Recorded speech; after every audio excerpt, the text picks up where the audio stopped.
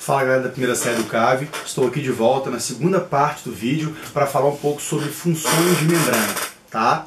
Então, senhores e senhoritas, um dado importante. A membrana plasmática possui três principais funções. Gosto de comparar a membrana plasmática de uma célula com o muro de uma casa, de um prédio, tá? Se você pensar quais são as funções que o muro gera para uma casa ou para um apartamento. Bom, o muro protege a casa? Sim, ele protege, principalmente se for muito alto. Bom, lembrando que a célula não é um muro, a célula é uma cobertura tridimensional. Então, ela protege todo o processo celular ali. Então, proteção. Bom, o muro faz delimitação até onde você sabe que é a sua casa, o seu terreno, até onde começa o vizinho. Bom, o muro faz esse processo de delimitar. A célula faz essa delimitação. A célula sabe até onde é o limite dela, através da membrana. Duas funções são importantes, mas são secundárias. Qual é a principal função de uma membrana plasmática?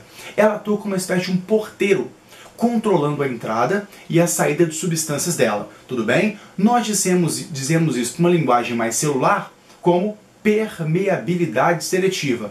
Por que permeabilidade seletiva? Porque ela é permeável, substâncias podem passar por ela, mas existe uma seletividade, existe uma forma de selecionar substâncias que podem ou não entrar, e a seleção é feita por meio de certos processos de transporte. Ok, pessoal? Bom, nós temos de imediato para vocês dois tipos de transporte. Nós temos um transporte passivo e um transporte ativo. Lembra vocês, pessoal, que depois um terceiro vídeo vai contemplar outro tipo de transporte, que é o transporte em bloco ou em massa. Mas esse é assunto para o próximo vídeo. Então, neste agora, vamos para o transporte passivo e ativo. O transporte passivo, ele acontece a favor do gradiente de concentração. Ou seja, ele é de onde está mais concentrado para onde está menos, num fluxo esperado. Não entendi, Skin. Ora, se o ônibus está vazio e lá fora está cheio de gente esperando, o que se espera? Que as pessoas entrem no ônibus e comecem a ocupar o ônibus. Se eu tenho duas salas de mesmo tamanho, unidas por uma porta, eu tenho 150 pessoas numa sala e duas pessoas na outra, qual é a tendência? Que mais ou menos metade passe por uma segunda sala, gerando um número mais ou menos igual de pessoas nas duas. Isso contempla o transporte passivo. Entendeu? Então, pessoal, o transporte passivo é a favor do gradiente. Se é a favor do gradiente que gasta energia, gasta ATP? Não, não gasta ATP, porque justamente é a favor do gradiente. No transporte ativo, que daqui a pouco vai estar aqui também pra gente, é justamente o oposto. O transporte ativo gasta energia, mas gasta energia, gasta ATP, por quê? Porque ele é contra o gradiente. Lembre do caso das 150 pessoas numa sala e duas pessoas numa outra sala. É como se as duas pessoas quisessem entrar na mesma sala que 150, mesmo com as 150 eventualmente fazendo força para sair. As duas fazem força contrária e conseguem entrar. Então, para isso, elas vão ter que gastar muita energia. É o princípio do transporte ativo. Ok? Então, pessoal, aqui nós podemos notar o seguinte, um princípio do transporte passivo. Eu tenho corantes, moléculas de corante vermelho aqui, e aqui nenhum corante. Aqui, vagarosamente, as moléculas vermelhas começam a passar pelo lado de cá. Então, pessoal, nós temos então um equilíbrio formado aqui, ok? Nós temos um equilíbrio formado aqui. Aqui embaixo, nós temos uma condição semelhante, porém com dois tipos de corantes. Eu tenho um corante azul e um vermelho. O vermelho vai gradativamente passando para cá e o azul, perdão, vai gradativamente passando para cá e o vermelho gradativamente passando para cá, até que haja um equilíbrio entre o vermelho e o azul. Ok? Isso é um transporte passivo. Vamos aos tipos de transporte passivo, pessoal. Nós temos três tipos de transporte passivo. Aqui na tela pra gente aqui, olha. Transporte passivo. A difusão simples, a difusão por canais proteicos ou canais iônicos e a difusão facilitada. Muita calma nessa hora, pessoal. Difusão simples. As moléculas, independentemente da natureza, as moléculas que queiram passar pela membrana, passarão pela bicamada lipídica. Então, pessoal, eu vou ter substâncias passando pela bicamada lipídica sem o uso de proteína, ok? Esse tipo de transporte, que é a difusão simples, é dividido em dois subtipos. Osmose, quando eu tenho a passagem exclusiva de solvente, normalmente a água, e eu tenho diálise, que é um tipo de transporte onde passa soluto. Skin, me dá um exemplo de soluto que pode passar pela bicamada lipídica. Sim, oxigênio e gás carbônico são gases respiratórios. Beleza? Então, diálise, soluto, osmose e solvente. Isso dentro de difusão simples. Difusão por canais proteicos. já usa proteína, como o próprio nome diz. Difusão por canais proteicos, usa proteína. Pessoal, neste caso o importante é o seguinte, essa proteína, durante a passagem, ela pode fechar e aí não há transporte nenhum quando ela fecha. Mas quando ela abre, durante a passagem de substâncias, essa proteína não se modifica. E isso é característica básica do transporte por canal. A proteína não se modifica. Um detalhe importante, pessoal.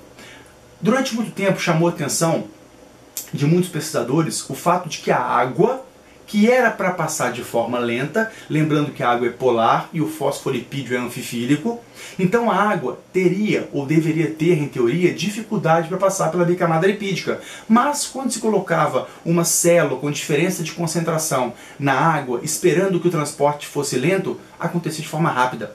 Isso intrigou muito tempo os pesquisadores, até que, a partir de um experimento, descobriu-se que a água, além da difusão simples, além de passar pela bicamada lipídica, nós temos também um canal proteico, um transporte através de canal, que deixa a água penetrar. E aí eu tenho esse canal proteico chamado de aquaporina. Tá? Então, a aquaporina é um canal proteico que também permite que a água passe. Então, a água passa pela osmose, pela difusão simples, mas também por canais proteicos. Ok? Então, o canal proteico já foi contemplado. Por fim, a difusão facilitada, que também precisa de proteína, assim como o canal proteico. Qual é a grande diferença? Nós falamos que no canal proteico, durante a passagem, a proteína não se modifica. Na difusão facilitada, eu tenho exatamente o oposto. Ou seja, eu tenho uma modificação da proteína. Toda proteína que se modifica durante uma passagem, eu chamo ela de proteína permease ou carreadora. Então, essa proteína é chamada de permease ou carreadora. Ok, pessoal? Tudo bem? Então, nós contemplamos o transporte passivo com a difusão simples, a difusão por canais proteicos e a difusão facilitada. Um exemplo de difusão facilitada, o transporte de sódio e potássio pela membrana. Quando é um transporte via passiva, acontece via difusão facilitada. Beleza? Então, por último agora, a gente vai entrar no transporte ativo. É aquele que gasta energia e é contra o gradiente. Um grande exemplo dele, pessoal, é a bomba de sódio e potássio. Tá? A bomba de sódio e potássio é o transporte ativo de sódio e potássio, diferentemente do exemplo que eu dei antes, de um transporte passivo. Bom, qual a ideia? O potássio é um sal mineral muito importante para a respiração celular. Ok? Então a célula demanda de maior quantidade de potássio no meio intracelular. Então ela vai contra o gradiente, não pode estar equilibrado, tem que ter mais na célula. Então, para entrar mais na célula, transporte ativo. Então ela busca potássio, busca potássio, busca potássio. Beleza, mas a célula pode ficar muito concentrada em sais, e essa diferença de concentração faz com que a célula possa buscar água do meio. E ela vai encher de água e pode arrebentar por excesso de solvente. Para não acontecer isso, ela libera um outro cátion para o meio externo, que dessa vez é o sódio. Então, já que o sódio não é bom para a saúde, todo mundo sabe que fast food que é rico em sódio é ruim, então vamos eliminar o sódio. Então ela começa a eliminar o sódio. A ideia inicial é você imaginar, bom, ela está sugando o potássio e liberando o sódio, vai ficar elas por elas, vai ficar equilibrado. Só que na verdade não. O que acontece, pessoal? Ela puxa 2 potássios para dentro e libera 3 sódios de cada vez. Então notem que eu não tenho 1 para 1, eu tenho 2 potássios entrando para 3 sódios saindo. Gradativamente, intracelular, eu tenho uma quantidade de cátions menor. E extracelular, eu tenho uma quantidade de cátions maior.